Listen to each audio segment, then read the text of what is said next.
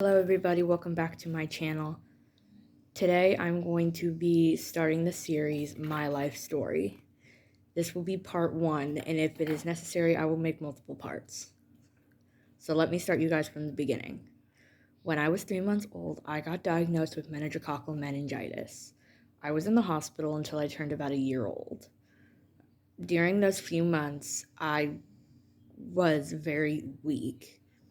My doctors said I probably would not have survived. I don't know how many operations I had during those 6 months, but let's just say I was very, very weak, and the doctors were telling my parents to pray because they did not know I was going to make it.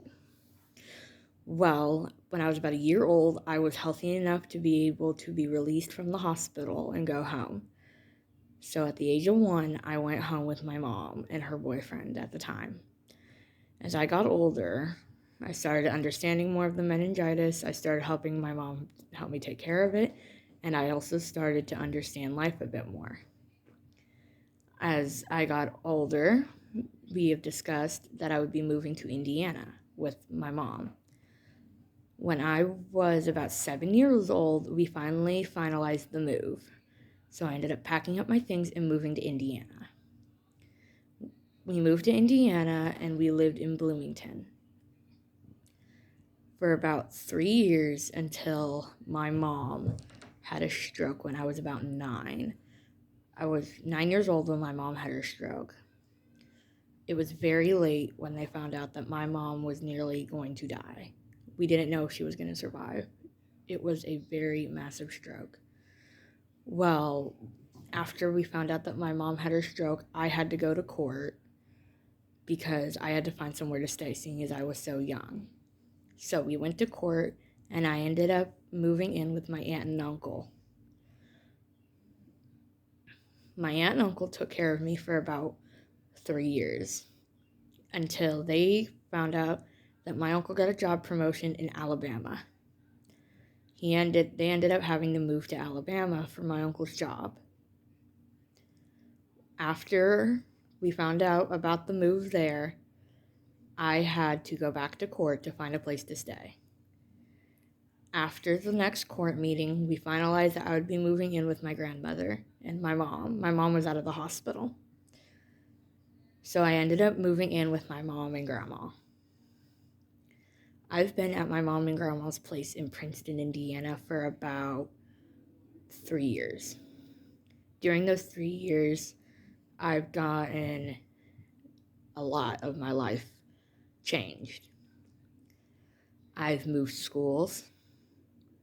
I've moved through probably 6 different schools out of my entire life.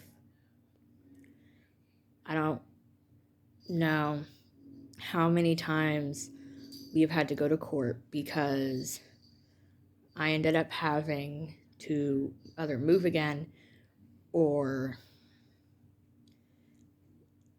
to find somewhere for me to stay.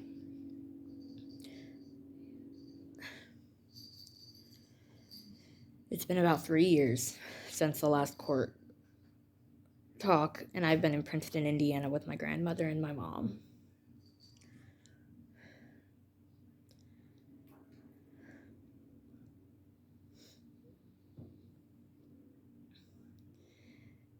Shortly after I moved here, I started changing who I was. I found out that I had 3 different kinds of disorders: AMD, ADHD, and depression. So I started going back to therapy. I was in therapy for about 3 years when I lived with my aunt and uncle. But after they moved, I had to stop therapy because the therapist that was there could not see me anymore, seeing as I had moved towns. So I had to stop therapy for a bit. But then after I had to stop therapy, they noticed that I started changing again. I became very quiet to myself. I would have mood swings very, very quick. I also realized that I was very, very alone. I had a hard time making friends because of who I am. So they ended up putting me back in therapy. I've been going to my therapist for about 3 years now. And let's just say my life has taken a turn. I've gotten diagnosed with my AMD. I've gotten diagnosed with my ADHD. And we found better ways for me to cope with my depression. From me being a sad teenager, did I become a better person? I realized that I wasn't who I was supposed to be, so I changed big time. I found my hobbies, I found my friends, and I found who I was truly. When I was little, I had very, very long hair. But as you can see, I've gotten it cut. I did not have glasses when I was little, but you can see I do. I had a very, very hard time making friends because of the scars on my body and because of the way I understood it. Now I have friends that I know I can trust to the end. Let me just tell you guys, for people out there who have disorders or have, I should just say, who have disorders like me or have disabilities like me, you're not alone. There's a lot of people in the world who are there for you, who understand your story. And today I've decided to come on and tell mine.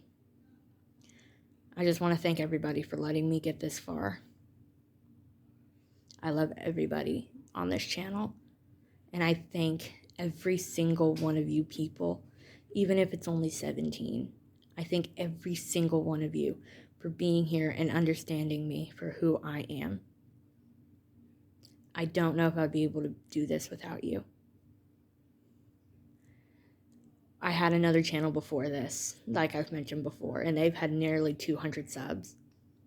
But I ended up losing that channel, and I had to create a new one.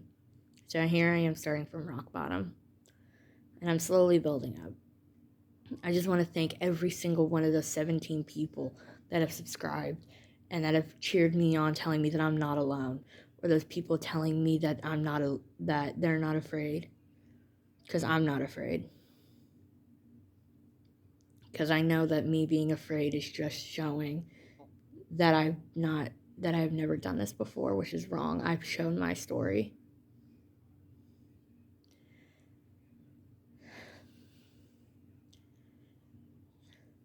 I just want to thank every single one of the people in public, in my family, in my friend groups, in my church congregation that have supported me.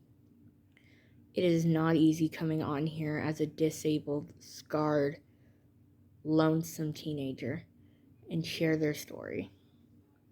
But I have a lot of people who have been here to support me, not only physically, but emotionally too. One of my very, very, very best friends that will probably see this, I'm going to shout out to my sister, Nevaeh, or I should say Elizabeth plays _333. Thank you for every single thing you've done for the past 2 years. I love you dearly. Remember, everybody, shine bright. See you guys next time.